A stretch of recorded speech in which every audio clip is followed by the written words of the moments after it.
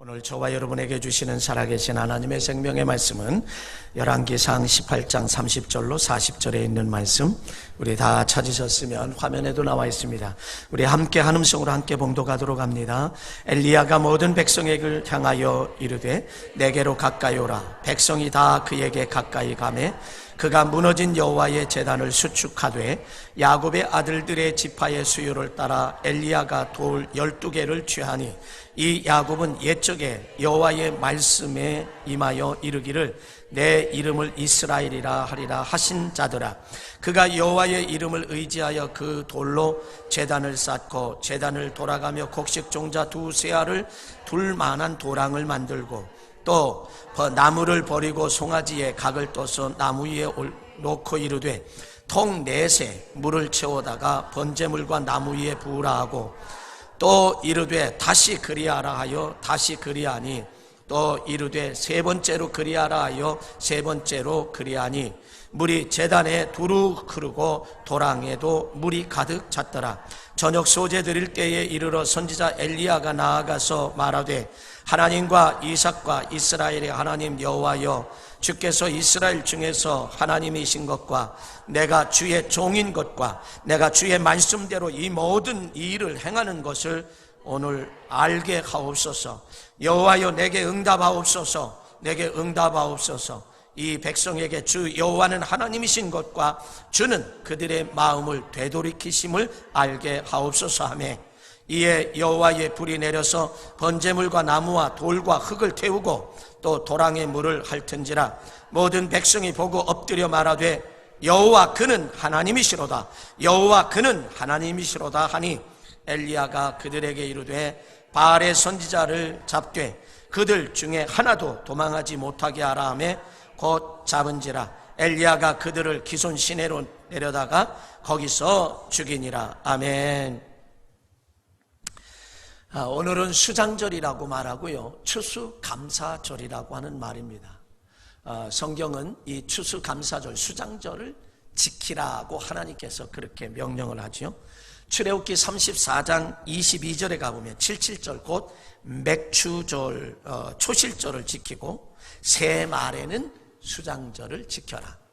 그리고 출애굽기 23장 16절에 가보면 이제 첫 열매를 거둠이라. 수장절을 지키라. 이는 내가 수고하여 이룬 것을 연말에 마지막 한 해의 끝 무렵에 밭에서 거두어 저장했다. 그러면서 우리에게 수장절을 지켜라. 다시 말하면 추수감사절을 지켜라. 이렇게 명령을 하고 계십니다.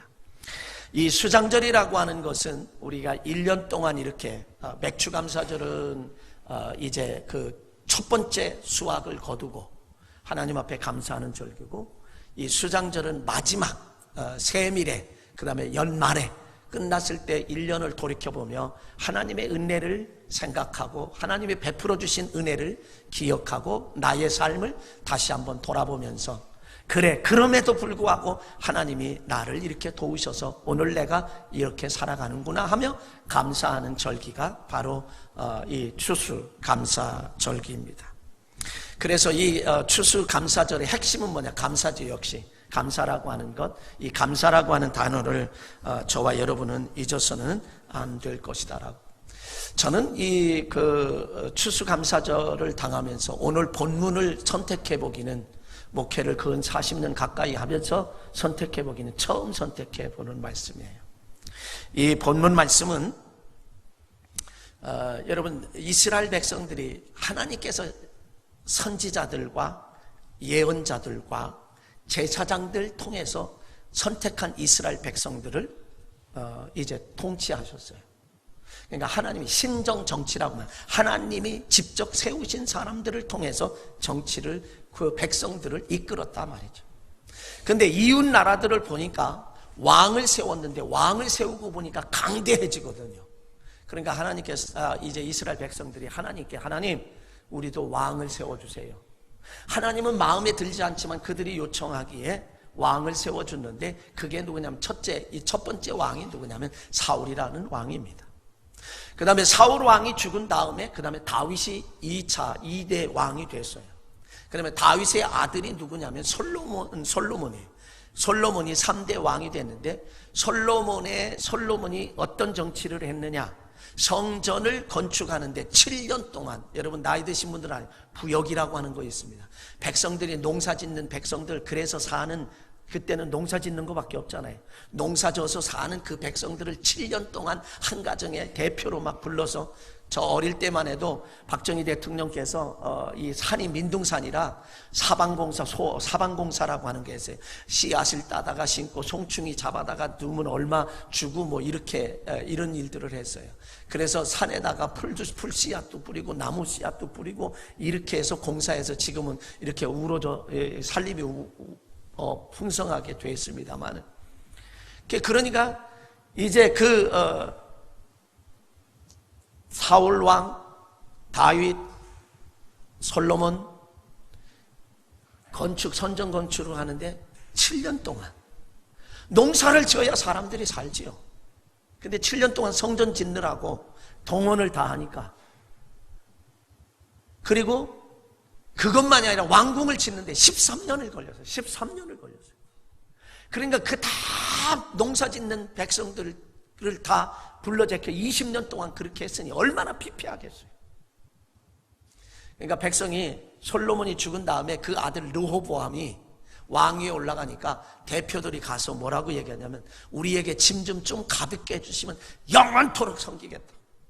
근데요, 이 르호보암이 왕위에 올라가서 뭐라고 했냐면, 아버지 허리가 내 새끼손가락만 같다. 그래서 그들에게 강압적인 정치를 시작을 할 때 10지파와 2지파로 나라가 싹 갈라졌습니다. 나라가 갈라졌는데 남왕국 전통 남왕국은 유다라고 하는 예루살렘 중심으로 해서 2지파로 유다가 형성이 됐고요. 북왕국은 사마리아를 중심으로 해서 10지파가 형성이 되었습니다. 근데 오늘 본문에 나오는 아합이라고 하는 왕은 북쪽의 왕이에요. 북왕국 이스라엘의 왕인데, 그는 정말 악한 왕이에요. 북왕국 이스라엘 왕들은요, 다 거의 다 악한 왕들이에요. 그래서 남왕국 유다보다 일찍 멸망을 했습니다. 악한 왕인데, 이 악한 왕이 북왕국을 다스리고 있을 때에, 지금 이 성경의 것은 3년 6개월 동안 땅에 비가 안 왔다 이거죠. 여러분, 오늘의 이 과학이 발달한 이 시대에도 3년 6개월 동안 땅에 비 한 방울 쏟아지지 않으면 사막이 되는 거죠. 살기가 너무너무 힘든 거예요. 그런데 3년 6개월 동안 땅에 비가 안 왔는데 얼마나 힘들고 어렵겠어요. 근데 이 아합 왕은 너무 악랄한 왕, 악한 왕이에요. 이보다 더 악한 사람이 누구냐면 그의 부인인 이세벨이라고 하는 그 시돈 왕이에요. 왜 그러냐면 이 아합 왕이 하나님을 섬기지 않았어요. 하나님을 떠났고 하나님을 멀리했고, 그리고 백성들도 하나님을 멀리하게 하고, 그리고 자기의 머리로서 나라를 이끌어 가려고 해서 시돈이라고 하는 나라의 공주를 정략 결혼을 합니다. 요즘에도 여러분, 우리나라 한때에는 정략 결혼을 했어요. 아내와 이제 아들과 딸들을 요 기업하고 이렇게 사돈을 맺으면, 이런 거 여러분 다 아시잖아요. 말씀 안 드려도. 이 정략 결혼을 해서 그들의 그 어떤 군사력을 의지해서 나라를 보존하고 그들이 우리를 침략하지 못하도록 하기 위해서 아합이 그렇게 했단 말입니다. 근데 이세벨이라고 하는 아내를 불러들이니까 이세벨이 뭘 가지고 들어왔느냐? 바알 우상을 가지고 들어왔고, 아세라 목상이라고 하는 우상을 가지고 들어왔어요. 북왕국 이스라엘의 성전에는 하나님이 존재하셔야 되고, 전지전능하신 하나님, 무소부지하신 하나님, 생사화복을 주관하시는 그 하나님이 존재하시고 그를 섬기고 의지하고 경외해야 하는데, 그들은 바알을 우상, 이세벨이 그렇게 악한 사람이었습니다. 아합은요, 어떤 면에서, 인간적인 면에서는 신앙적으로는 악한 사람이지만 인간적인 면에서는 괜찮은 사람이에요. 왜요? 아합이 자기의 왕궁에서 이렇게 내려다보니까 라봇의 포도밭이 있거든요. 그것이 탐이 났어요. 그래서 그걸 다오, 내가 더 넓은 땅, 더 좋은 땅을 너에게 대토로 해주겠다.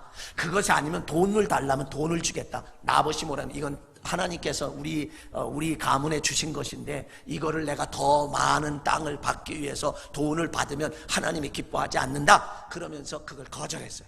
단칼에 거절합니다. 그러니까 이 아합이요 침상에 누워서 근심하고 걱정하고 하면서 이제 식음을 전폐하고 있어요. 이세벨이 그 모습을 보면서 왜 그래요? 아내인 이세벨이요, 이방 여인입니다. 우상 가진.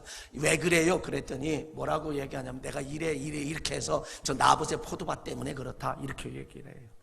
그러니까 속으로, 겉으로는 성경에 그런 얘기가 안 나와요. 속으로는 뭐냐면 이런 등신 다 있네. 예? 그러면서 걱정하지 말아요. 내가 그거 당신에게 선물로 줄 테니까. 그리고서는 왕의 이름으로 친서를 해서 그때 백성들의 장로들에게, 제사장들에게 보내요. 그들에게 그 친서를 보냈는데 뭐라고 보내느냐? 이 나봇을 사람들 위해 높이 세워라. 그리고 불량자 2사람을 세워서 거짓 증언을 해서 하나님과 왕을 저주했다 하고 돌로 쳐서 죽여라. 그리고 그대로 실시해서요. 그대로 실시해서 그것을 나봇을 죽고 그 땅을 뺏어서 그냥 줬어요. 자기 남편에게. 그런 면으로 볼 때 그 끙끙 앓는 그 모습, 권력을 가지고 있잖아요. 그런데도 앓는 아합의 모습을 인간적으로 성경에서 보면은요 괜찮은 사람 같아요. 그런데 신앙적으로는 하나님을 멀리하고 백성들을 멀리한 게 아니라 떠나버렸어요. 3년 6개월 동안 땅에 비가 오지 않았단 말이죠. 누구 때문일까요?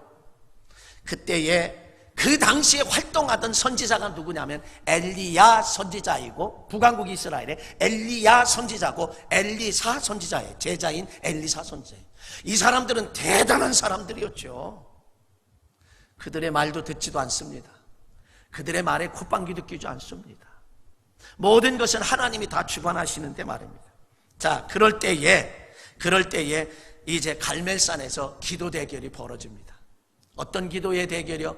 바할 선지자 450명, 아세라 목상을 섬기는 우상 선지자 400명, 그래서 850명 대 1로 뭘로 내놓고요? 목숨을 내놓고, 목숨을 걸고, 엘리야 선지자가 목숨을 걸고 너희들은 850명 대, 그리고 이 제단 위에 송아지 각을 떠서 거기에 올려놓고 기도하자. 기도해서 하늘에서 불을 내려서 이 재물을 싹 태우는 그 신이 정말 하나님이시다, 진짜 하나님이시다, 참 하나님이시다, 그러면서 기도의 대결을 제안해요. 그러면서 이 엘리야 선지자가, 이 아합이요 엘리야 선지자를 만났을 때 이렇게 말합니다. 이스라엘을 괴롭히는 자가 너냐? 지금 이스라엘을 괴롭히는 자가 너이고 이스라엘이 이렇게 어려움 당하는 게 너 때문이냐? 너 아니냐? 이렇게 이야기하니까 엘리야 선지자가 하는 말이 뭐라냐면 나 때문이 아니라 당신과 당신의 아버지 때문이라고. 하나님을 떠났고 하나님을 멀리한 당신과 당신의 아버지 때문이라고 이야기하며 기도 대결을 합니다. 여러분, 지금은 여러분 바할 신을 섬기는 사람이 당시에 얼마나 대단했던가를 여러분 알아야 되는데, 한때에요 성지순례할 때 시리아 레바논 쪽이 열렸을 때가 있어요. 요르단은 지금도 열려 있어요. 근데 시리아하고 레바논은 사실 힘들어요. 근데 이 시리아 레바논 쪽에요 바할 신전이 있는데 너무 웅장해. 저는 못 가봤는데 잠깐 열렸어요. 잠깐 열렸을 때 성지순례 하신 분들이 이야기하는데, 그분들이 그 바할 신전에 가보니까 너무너무 웅장해가지고요 이게 기가 팍 죽을 정도로. 그러니까 당시에 야훼, 여호와의 우리가 섬기는 하나님을 섬기던 사람들은 이 바할 신전이 이만하다고 하면 여호와의 신전을 섬기는 요만한 거예요. 이게 게임이 안 될 정도로 이렇게 어마어마했다는 거예요. 여기에서 한 분이 저에게 이야기하더라고요. 여기에서 여호와의 신앙을 유지하고 지금까지 온다는 건 이거는 기적이다라고 이야기해요. 그렇게 어마어마했다는 거죠. 자, 그래서 먼저 이 엘리야 선지자가 말합니다. 먼저 너희가 숫자가 많으니 먼저 해라. 그러니까 그들이 아침부터 점심까지 바알이여 응답하소서, 바알이여 불러 응답하소서, 바알이여 불러 응답하소서 막 소리 질러요. 정오가 됐는데도 강간무소식이거든요. 그러니까 이 엘리야 선지자가 그들에게 조롱을 하면서 말합니다. 야, 너희 신이 지금 외출 중에 있는지 모르니까 더 크게 소리 지르고, 야, 지금 잠깐 잠자고 있는지도 모르니까, 볼일 보고 있는, 깜빡 잠자고 있는지도 모르니까 더 크게 소리 질러라. 예? 소리 질러라. 그러면서 이야기에 외출 중에 있는지 모르고 지금 묵상 중에 있는지도 모르니까 소리 질러. 그들이 그냥 막 소리를 지르면서 더 크게 그냥 바알이여 바알이여 응답하달라고 불러요. 나중에 뭐 어떻게 하느냐면요, 이 바알 선지자를 섬기는 사람들이 850명이 칼을 내서 자기의 몸을 걷습니다. 상처를 내서 피가 뚝뚝뚝뚝뚝뚝뚝. 이게요, 그들의 우상에게 최고의 헌신하는 표시예요. 그러니까 자기들의 칼로 이 몸을 그냥 그어서 피가 뚝뚝뚝 떨어지게 하는데, 그러니까 기진맥진하잖아요. 이제 정오서부터 또 하는데 기진맥진, 저녁 때가 됐는데 기진맥진에 푹 죽어서 이제는 포기해요. 없어요. 그때에 엘리야 선지자가 그 다음에 제단을 쌓습니다. 다시 말하면 제단을 수축한다라고 하는 거예요. 무너진 제단, 허물어진 제단, 부서진 제단을 다 수축한 다음에, 그리고 송아지를 잡아서 그 위에 각을 떠서 딱 다 갈른 다음에 올려놓고, 그리고 뭐 네 통에 있는데 네 통에다 물을 가득 담아서 거기다 쫙 네 번 씻고서 12통을 부니까 이 송아지 각 뜬 것도 나무도 흠뻑 젖고 그 도랑을 팠는데 도랑에도 물이 가득했더란 얘기죠. 그리고 하나님을 향하여 여호와여 응답하옵소서, 여호와여 응답하옵소서 하니까 하늘에서 불이 확 내려서 그것을 다 살랐는데, 성경에 도랑의 물까지 핥은 듯, 오늘 본문에 핥은 듯이 아주 뽀송뽀송하게 다 말랐더라라고. 불의 응답을 받았습니다. 그래서 백성들이 말하기를, 야, 여호와 하나님, 정말 여호와는 정말 참 하나님이시다 라고 백성들이 인정하는 거예요. 엘리야 선지자가 뭐라고 한지 아냐? 너희들은 어느 때까지 머뭇머뭇하려느냐? 바알이 하나님이면 그를 섬겨라. 그러나 야훼 하나님께서, 여호와께서 하나님이시면 그를 섬겨라. 선택하라고 아주 간절히 강권하는 모습을 봅니다. 근데 그들이 하나님을 인정해요. 야훼 하나님을 인정합니다.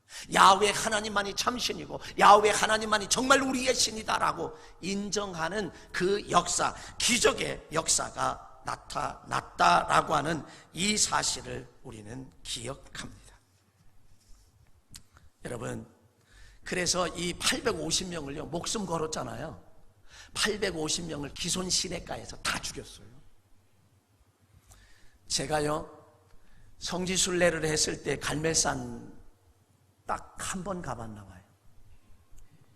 성지순례 몇 번 했는데 갈멜산 한 번 가봤어요. 거기에는 이 엘리야 선지자의 동상이 있는데 이 손에 잡은 칼이 이렇게 휘어져 있어요. 그래서 그 성경엔 그런 내용은 안 나오지만 가이드가 하는 말이 기손 시내가에서 다 죽이더라고. 이게 그냥 문드러졌다고, 구부러졌다고 이렇게까지 설명을 해요. 기손 시내는 그냥 피가 그냥 흘러 넘쳤다라고 그렇게 이야기합니다. 사랑하는 성도 여러분, 제가 지금 여러분들에게 드리고 싶은 것은, 지금 엘리야 선지자가 이렇게 응답을 받았잖아요. 하나님의 살아계심을 증거했잖아요. 그리고 이 응답받은, 축복을 받은 이 원인은 뭘까? 원인은 뭘까 말이죠. 여러분, 이 원인은 뭐예요? 무너진 제단을 수축했다는 거예요. 허물어지고 부서진 제단을 고쳤다는 거예요. 새롭게 고쳤다는 거예요. 그것이 승리의 원인이에요. 오늘을 21세기 살아가는 최첨단 과학의 시대를 살아가는 저와 여러분에게 주시는 것은 뭐냐면, 우리에게 지금 무너진 게 뭐 있냐 이거죠. 저와 여러분에게 신앙생활을 하는 데 있어서 무너진 제단이 뭐이며 오늘 내가 수축해야 할 것이 뭔가라고 하는 사실을 우리는 알아야 된다. 이거 옛날 얘기인데 뭐 우리와 무슨 관계가 아니에요. 지금 오늘날 우리 살아가는 저와 여러분들에게 이 말씀은 우리에게 관계가 있다는 거죠. 뭐가 무너졌습니까?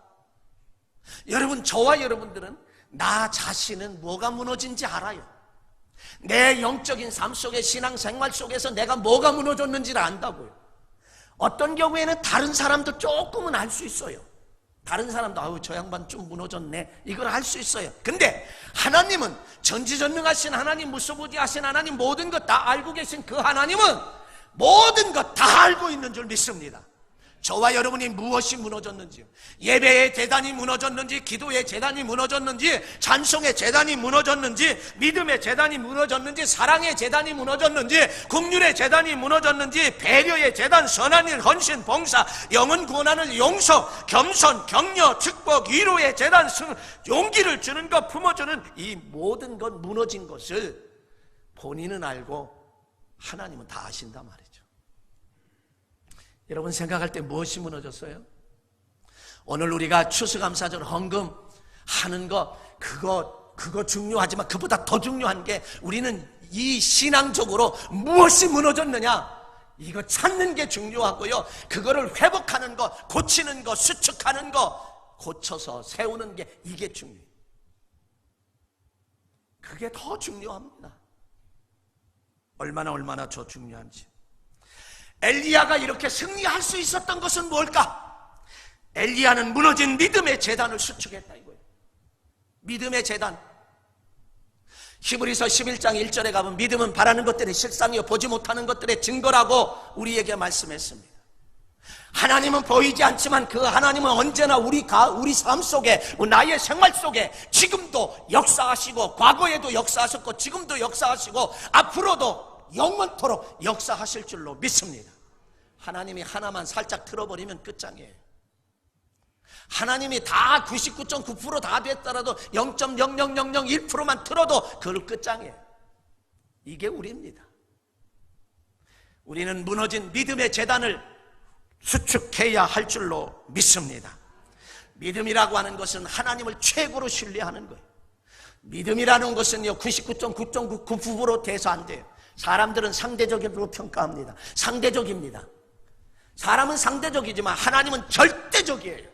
하나님의 기준에 이르지 못하면 우리의 믿음에 수축하지 못하고 하나님이 요청하시는 그 기준에 다다르지 못하면 안 되는 거예요. 세상 사람들은 저 사람보다 좀 나으면 괜찮네, 저 사람보다 더 잘하면 괜찮네 하고 그렇게 평가하고 끝나지만 하나님은 아니에요. 절대적인 하나님이란 말이에요. 절대평가란 말이죠. 그런 면에서 우리는 이 믿음을 회복하는 것이 얼마나 중요한지 몰라요. 믿음의 단을 수축하는 것이 우리에게 최급선무란 말이죠. 여러분 믿음은 하나님을 기쁘시게 합니다. 그래서 믿음 하나님을 기쁘시게 할 때 하나님이 함께하는, 즉 다시 말하면 임마누엘 최고의 축복을 받을 줄로 믿습니다. 이게 바로 그래서 믿음은 하나님의 선물입니다. 왜 그런지 아세요? 내가 믿고 싶습니다. 나 믿어요. 그렇다고 이 안에서 진짜 믿어지는 게 아니거든요. 나 믿어지만 이게 안 믿어져. 그거 어떻게? 그런 경험 여러분들 안 하시나요? 안 믿어지는데 어떻게? 그래서 믿음은 선물이라고 에베소 2장 8절에 있는 말씀에 가보면 이렇게 말합니다. 너희는 그 은혜에 의하여 믿음으로 말미암아 구원을 받았으니, 믿음으로 말미암아 구원 받았으니, 믿음으로 말미암아 영생을 얻었으니, 믿음으로 말미암아 천국을 찾았으니, 천국을 받았으니 이것은 너희에게서 난 것이 아니요 하나님의 선물이라. 이 선물 받으시길 주의 이름으로 간절히 축원합니다. 우리는 이 선물을 받아야 하는데 믿음에 에베소 16장 사도행전 16장 31절에 있는 말씀에 가보면 그런즉 우리에게 말합니다. 이르되 주 예수를 믿으라. 그리하면 너와 내 집이 구원을 얻으리라. 아멘. 너와 내 집이 구원을 받으리라. 무엇 때문에? 주 예수를 믿으라. 믿음입니다. 믿음이에요. 우리는 믿음밖에 없어요. 믿음이라고 하는 사실을 우리는 기억해. 그래서 믿음은 기적이고, 믿음은 역사이고, 믿음은 선물이고, 믿음은 곧 축복을 우리에게 가져다 준다라고 하는 사실.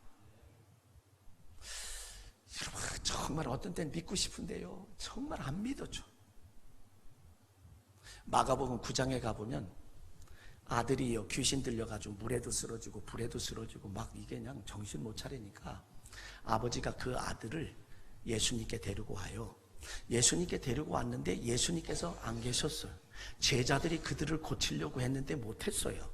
근데 예수님이 돌아오셔요. 예수님이 돌아오셔서 뭐라 하냐면, 너희 그들과 제자들하고 막 그 또 옆에서 제자들을 막 비방하고 막 이 변론이 벌어지니까 너희들 무슨 변론을 하느냐? 그러니까 이 아버지가 있다가 나서서 얘기했어요. 내 아들이 그냥 이 귀신 들려서 물에도 쓰러지고 그냥 이러는데 제자들에게 데리고 왔는데 그들이 고치지 못하더이다.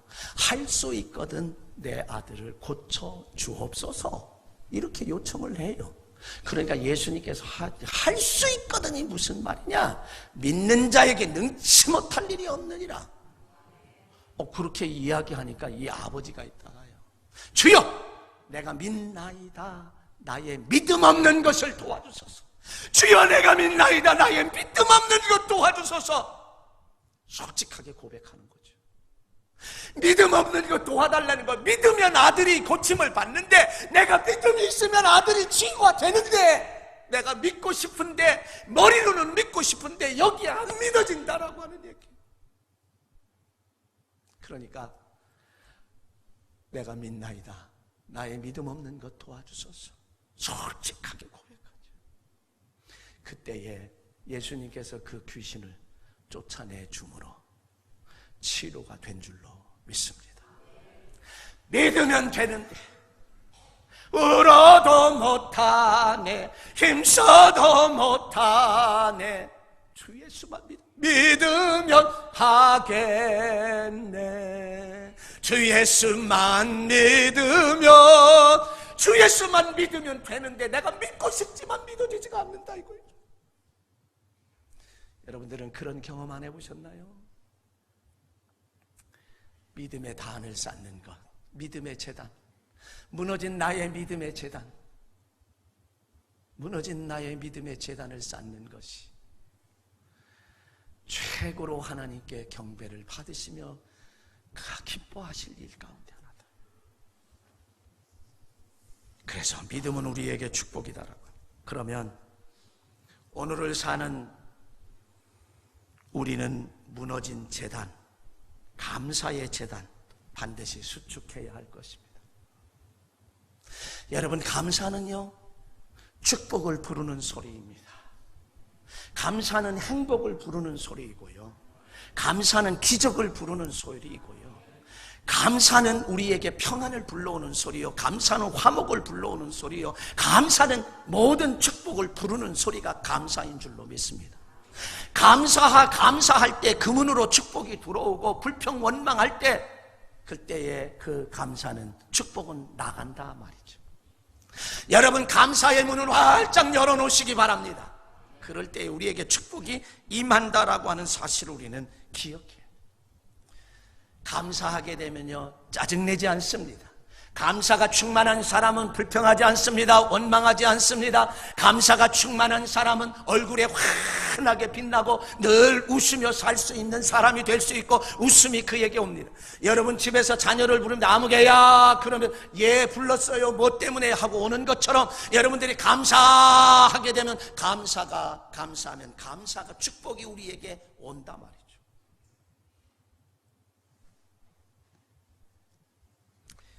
그래서 우리는 감사함으로 살아야 되죠. 탈무드에 가보면 이런 이야기가 있습니다. 세상에서 가장 사랑받는 사람은 모든 사람에게 칭찬하는 사람, 모든 사람을 칭찬하는 사람이에요.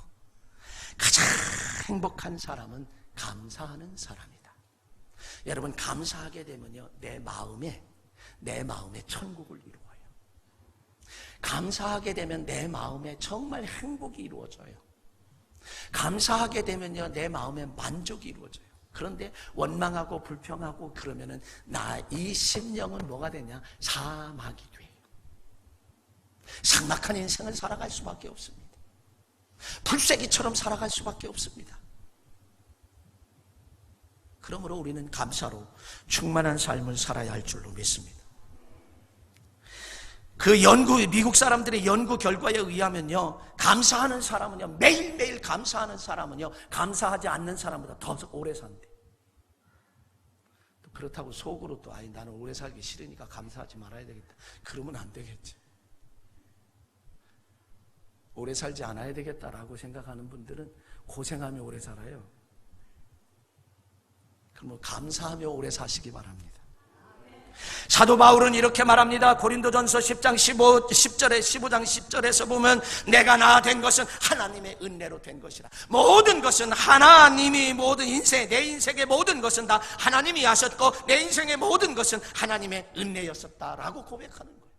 데살로니가전서 5장 18절에서 범사에 감사라 이는 그리스도 예수 안에서 너희를 향하신 하나님의 뜻이니라. 시편 118편 1절에 가보면 여호와께 감사라 그 선하심과 그의 인자하심이 영원하미로다. 21절에 가면 주께서 내게 응답하시고 나의 구원이 되셨으니 내가 주께 감사하리다. 28절 29절 주는 나의 하나님이시라 내가 주께 감사하리다. 주는 나의 하나님이시라 내가 주를 높이리이다. 여호와께 감사하라 그는 선하시며 그 인자하심이 영원함이로다. 제가 부탁을 드립니다. 딴 때는 몰라도 오늘은 여러분들이 돌아가셔서 잠들기 전에 시편 136편 1절로 25절까지 한번 쭉 읽어보세요. 나를 축복하신 하나님께 감사하라 그는 인자하심과 영원함이로다. 계속 25절까지 26절까지 계속 그 말이 나와요. 감사는 하나님의 명령입니다. 감사는 하나님의 뜻입니다. 감사하는 자를 하나님이 기뻐하시고 반드시 축복하실 줄로 믿습니다. 요한복음 6장에 가보면요, 요한복음 6장에 가보면 오병이어로 5,000명을 먹이고 12광주리를 거두는 축복의 역사가 나타납니다. 예수님은 모든 것 다 하실 수 있어요. 말씀으로도 다 명하시면 될 수 있는 그런 분입니다. 그런 능력을 가졌음에도 물고기 2마리 그리고 보리떡 5개를 가지고 하나님 앞에 축사하셨어요. 축사하신 후에 나눠줘라. 축사라고 하는 것은 유카리스테스에서 원어로는 감사 기도하신 후에 나눠줘라. 감사한 후에 나눠줘라 그랬더니 다 나눠주는데 5,000명이 먹고도 12광주를 거뒀어요. 여러분 보세요. 지금 요한복음 6장에서는 그렇게 간단하게 나와 있지만 다른 복음서에 가보면 50명씩 100명씩 앉았어요. 여러분 옛날에 우리나라가 선거할 때에 고무신 하나씩 줄 때가 있었어요. 그 고무신 하나 줄 때요, 사람들이 그냥 이 고무신이 한 50켤레 있는데 100명이 왔다. 서로 먼저 달라들어서 그거 차지하려고, 저거 조금 늦으면 내가 못 차지하니까 달라들다가 사람들이 눌러서 압사당해서 죽은 사람들이 있었어요. 근데 오병이어의 역사는요, 보리떡 5개 물고기 2마리 가지고 예수님이 축사하시고 감사기도 하셨는데도 그대로거든요. 근데 50명, 100명씩 앉았는데 질서를 정확하게 지켰어요. 하나님은 질서의 하나님입니다. 하나님은 질서의 하나님. 분명히 노아가 포도주를 먹고 큰 대자로 수치를 드러냈을 때 함이 얼레리 꼴레리 했어요. 동네방네. 함이 저주를 받았습니다. 잘못은 누가 했는데요? 노아가 했어요. 왜? 하나님은 질서가 무너지면 끝장나니까. 이 대한민국은요, 질서가 지금 무너져 가고 있어요. 아쉬워요. 안타까워요. 제일 급선무가 뭐냐면 질서예요. 대한민국은 질서를 세워야 돼요. 저는 이 대한민국의 현재의 정치적 문제, 경제적 문제, 군사적 문제, 일본, 미국 이런 다 이 4대강 열강 속에서의 문제를 저는 무엇으로 보고 있냐면, 제가 틀릴 수도 있겠지만 저는 우리 대한민국의 6, 7만의 교회, 7, 8만의 교회가 미스바 대성회가 이루어져야 돼요. 그래야 이 나라는 정치, 경제, 세계 열강 속에 우뚝 세워주며 제사장 나라의 사명을 감당할 수 있다고 저는 생각합니다. 이게 영적이에요. 그래서 우리 적은 교인들이 모여서 다 나라와 민족을 위해서 항상 기도하는 건 바로 거기. 저와 여러분은 나라와 민족을 위해 기도해야 할 사명이 있습니다. 그리고 이 6, 7만, 1000만, 1200만의 성도들이 하나님 앞에 미스바 성에 모여서 회개의 성회를 이루어 갈 때 이 나라가 살아요. 저는 그렇게 생각을 합니다. 예수님께서도 기도하실 때에 문제를 해결하셨어요. 감사기도, 감사할 때. 근데 누가복음 17장에 가보면 이런 얘기가 나와요. 10명의 한센병자가 예수님이 예루살렘을 가시기 위해서 사마리아와 갈릴리 사이로 지나가셨어요. 그때 10명의 한센병자들이 다윗의 자손 예수의 나를 우리 불쌍히 여겨달라고 소리쳐. 우리의 몸, 자기들의 몸을 불쌍히 여겨달라고 소리질 때에 예수님은 그들에게 이렇게 말합니다. 제사장에게 가서 너희 몸을 보여라. 누구는 지금 제사장에게 갈 줄 몰라요? 몸을 보일 줄 몰라요? 격리돼서 사는데 이게 치료가 돼야 내가 제사장들이 너 완치됐어 그래야 집으로 돌아가는데 그거 모르냐고요. 근데 예수님은 낫게 한 것도 아니에요. 그냥 무조건 자 제사장에 가서 너희 몸 보이고 너 치료 받았다고 완결 판결을 받고 그리고 돌아가라 이런 얘기거든요. 근데 10사람은 아무 소리도 하지 않냐고 예수님의 말씀대로 돌아가요. 어디로 가요? 제사장에게 가다 보니 깨끗하게 다 치유받았어요.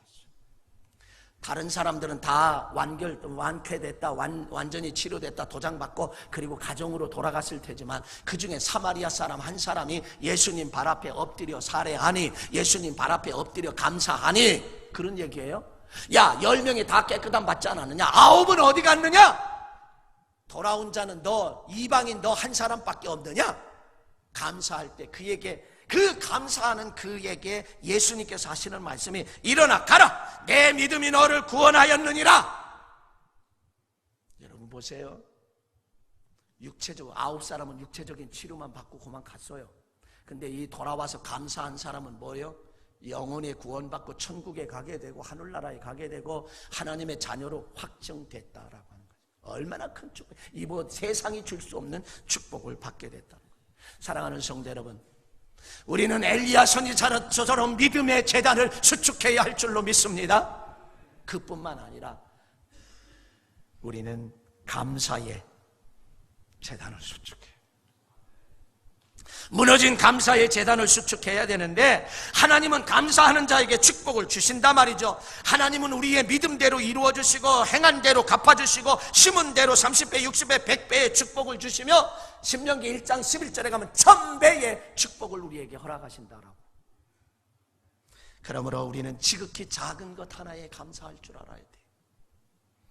내가 살아있으니 감사하고, 오늘을 살기 위해서 중환자실에서 몸부림을 치던 사람 가운데 얼마나 많은 사람이 오늘을 살지 못하는 사람, 내가 살아있는 이 자체만으로도 감사하고, 내가 먹을 것이 있으니 감사하고, 먹을 것을 씹을 수 있으니 감사하고, 삼킬 수 있으니 감사하고, 소화시켜서 배설할 수 있으니 감사하고, 우리 작은 거 볼 수 있으니 감사하고, 들을 수 있으니 감사하고, 말할 수 있으니 감사하고, 걷고 싶고 걷어서 내가 가고 싶은 곳 갈 수 있으니 감사하고, 손을 움직일 수 있으니 감사하고, 저녁에는 내 집에 들어가서 편히 쉴 가정이 있으니 감사하고, 또 대화를 하며 사랑을 나눌 수 있는 가족이 있으니 감사하고, 이루 말할 수 없잖아요. 얼마나 많은 것들이 이렇게 많은가 말이에요. 또한 일할 수 있는 직장이 있음을 감사하고, 일할 것이 있으니 우리는 감사하고 말입니다. 그리고 때로는 어울려서 함께 어울려 이야기 나누다 보면 박장대소할 수 있는 친구들이 있음에 감사하고, 마음껏 부르짖을 수 있으니 감사하고, 마음껏 우리는 찬송할 수 있고 숨 쉴 수 있고, 이 모든 것이 감사의 조건이 됨을 믿습니다. 마지막으로, 옛날 부흥강사님들이 얼마나 말씀을 많이 하셨는지 몰라요. 우리가 파란 안경을 쓰고 세상을 보면 파랗게 보이는데, 검은 안경을 쓰고 보면 다 검게 보이는데, 저와 여러분은 감사의 안경을 쓰고 사십시다. 감사의 안경을 쓰고 살 때에 뭐든지 감사하게 보이고, 감사한 것만 찾고, 감사로 충만하면 감사가 축복을 부르는 소리이고, 은혜를 부르는 소리이고, 행복을 부르는 소리이고, 온통 감사한 것만 감사한 것만 찾고 감사한 것만 말함으로 말미암아 이것이 곧 씨앗이 되어서 감사가 넘치는 축복을 받아 누리는 주인공들 되시길 주의 이름으로 간절히 축원합니다.